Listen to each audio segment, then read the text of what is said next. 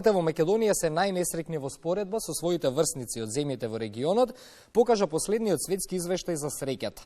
Каде младите луѓе на Балканот се најсрекни, тоа исто така го утврди истражувањето спроведено од Универзитетот Оксфорд, Галуп и мрежата за одржлив развој на Обединетите нации. Новиот извештај за среќата во светот покажа дека младите на Балканот се позадоволни со својот живот отколку многу врсници ширум светот, а резултатите се добиени врз основа на сопствените проценки на испитаниците за нивниот живот. Како би го дефинирале квалитетот на животот на младата популација кај нас, поаѓајќи од тоа дека квалитетот на животот е дескриптивен поим кој се однесува на емоционалната, социјалната и физичката добро состојба на луѓето, како и нивната способност да бидат во функција за редовно извршување на секојдневните задачи. На оваа тема утрово разговарам со нашиот следен соговорник, професор доктор Гордана Тасовска. Добро утро и дали се слушаме и гледаме? Добро утро. Добро утро. Добро утро, е одлична комуникација имаме, професорке. Би сакале ајде така да почнеме како што веќе јас и во најавата всушност го поставив прашањето, како би го дефинирале квалитетот на животот на младата популација кај нас? Уште еднаш добро утро, Ване. Добро утро на сите пред и зад камерите. Добро утро, Македонија. Навистина зачнавме на доста тема кој што во овие моменти на живот, во овој момент на транзиција е третирана од многу истражувачи и од оние кои што се занимаваат со неа, психолози, социолози, па и ние професорите. Поради бројните сложени компоненти кои што всушност го ја сочинуваат токму таа дефиниција на квалитетот на животот, имаме различни видувања, но сепак, како што самиот и ти напомена, тоа се низа објективни и субјективни стандарди, некои од нив се мерливи, нели, некои не, животниот стандард е мерлив, а додека среќата, слободата, здравјето, животната средина, сигурноста, општествениот живот не можат да се мерат.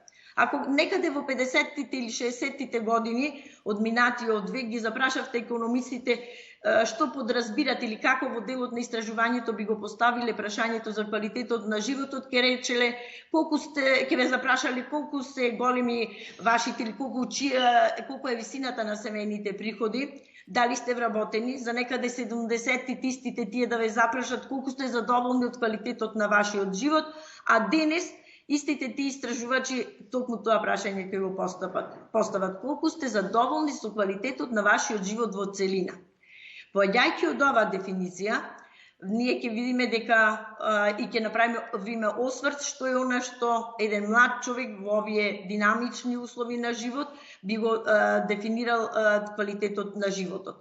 Значи, тоа за нив е еден дескриптивен поим кој што се однесува на емоционалната, на социјалната, на физичката добросостојба, како и на нивната способност да бидат во функција за редовно извршување на сето она што е дадено како дел од нивните секојдневни задачи. И токму тоа ова утро ќе го дадеме и ќе се задржиме на емоционалната интелигенција, ќе се задржиме кога веќе ги споменавте овие компоненти, извинете што ве прекинав, но чисто само сакав да додадам акцент повеќе даваме на компонентата емоционална интелигенција. Зошто? Токму. Нели ги споменав сите тие компоненти, токму денес, како што се и договоривме, ќе зборуваме токму на една доста битна компонента, тоа е емоционалната интелигенција. За да разјасниме што всушност представува емоционалната интелигенција и емоционалната писменост, само ќе додадам две кратки согледувања дека емоционалната интелигенција представува способност на самата индивидуа да ги развива, да управува, да ги изразува своите емоции, како и да ги разбира и толкова емоциите и состојбите на другите. А емоционалната писменост значи представува да се разбират, да се управуваат и да се контролираат собствените емоции.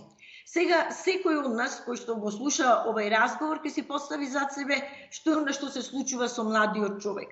Зошто токму овие две компоненти и во која големина или димензија се застапени токму кај младиот човек.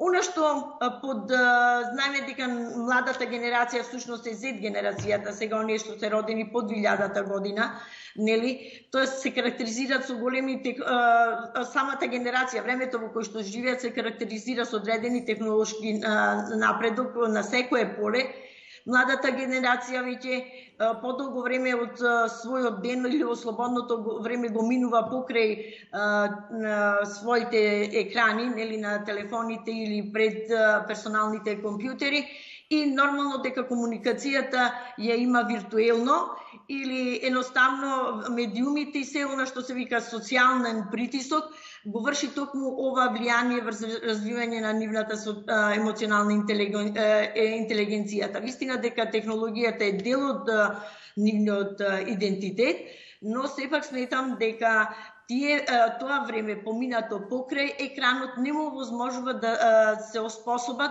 да се најдат во некоја реална, директна ситуација и на еден извесен начин да анализират и да донесат одлука. Значи, спречен им е онај директен контакт. Но сепак не можеме да речеме дека, да генерализираме дека кај сите припадници на оваа генерација е низок степенот на емоционална интелигенција.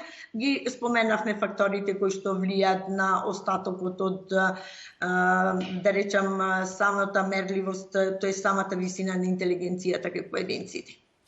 Она што исто така, кога веќе зборуваме за интелигенција, за писменост, емоционална, секако да не ја забораваме и емоционалната зависност, професорке, нешто што исто така, кога веќе ја споменавме генерацијата Z, дефинитивно е нешто на кое што треба исто така младите да поработат. Има ли начин ова да го подобриме за кое што зборувавме досега, со оглед дека темелите за развој на емоционалната интелигенција, писменост, зависност лежат уште во раното детство и во семејството? Видете вака, работата се врши благодарение на луѓето. И ако не сте способни да работите со сопствените и со тугите емоции, станува многу тешко да се работи продуктивно и одржливо. Исто така, ова се однесува и на младата генерација. Што треба да направиме? Темелите, како што напоменав, самите вие напоменавте, лежат во семејството. Почнувајќи од тука, ние како родители, треба времето да го на своите деца да го организираме, а не да оставиме самите тие да го организират и да ги поставиме пред нив, нели, телефоните, да бидат мирни, едноставно не да се насочиме кон работи кои што нас не интересираат. Оно што друго треба да направиме е образовниот систем. Квалитетното образование треба да му возможи на младите луѓе да ги развијат овие вештини, да го прошират својот хоризонт, да имат можности за напредок на својата кариера како дел од личниот развој и во животот воопшто.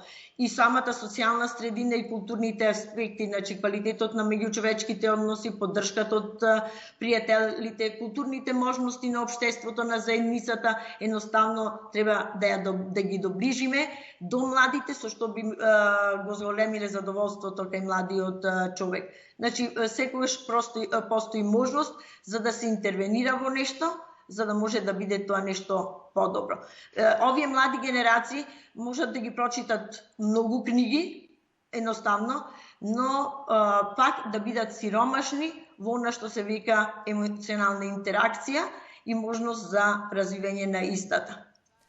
Сега ќе се вратиме повторно на емоционалната писменост и така ќе го завршиме денеска разговорот. Верувам ќе се согласите дека за да се подготви еден млад човек за неговото работно место, треба доста да се поработи и на неговата емоционална писменост. Како поточно целиот овој систем може да го подготви младиот човек за предизвиците на новото работно место? Видете сега, во сите досега огласи за работни места, секогаш тежнееле оние технички вештини на поединецот, значи колку тие ги имаат знаењата во областа во кој што се едуцирале. Кога ги погледнете сега новите огласи за работа, ќе видите дека работодавците се повеќе посветуваат внимание вработените кои што ќе бидат дел од нивните организации да имат одредена емоционална писменост. Значи, по пат на разни тестови, кои што ги спроведуваат уште во времето на самата селекција на кадарот, се мерат истите и се стават во некоја ситуација, оне што бара работа тоа да го направи. А кога веќе се во вашата организација и по низната внатрешни истражувања кои што и биле во нашето опкружување, се констатира дека вашите вработени, тоест многу повеќе и вашите менаџери имат недостаток на оваа емоционална писменост, треба сигурно да посетуваат обуки, кои што по одреден временски период повторно би биле мерливи, колку тие можат да влијат, да ги препознават личните компетенции, личните емоции, колку можат да ги препознат емоциите кај другите и едноставно како со истите да раководат, кога зборуваме за личните, да организират еден собствен личен менеджмент или менеджмент да ги развиват менеджмент на односите, тоест да ги развиват односите кон другите. Видете, во една работна организација, колку и вашиот работник да поседува одредени компетенции за извршување на одредена работа, ако тој е конфликтен, ако тој не умее да каже да, јас направив грешка и од утре ќе се коригирам, потоа да знае да решава дадена ситуација, да не гради собствена иднина врз несреќата на своите колеги, посакувајќи отстапување на дел од нивното место, сето тоа доведува до зголемување на онај квалитет на вработените, а со тоа индиректно и правење на добра, здрава клима за работа, со што ќе се карактеризира вашата организација. Ви благодарам многу за разговорот. Тука ќе мора да заокружиме темата поради вестите во 8. Беше тоа професор доктор Гордана Тасевска на тема млади, емоционална писменост, интелигенција и зависност. Се гледаме за нова тема. Ви благодарам за убавите одговори на овие прашања. Време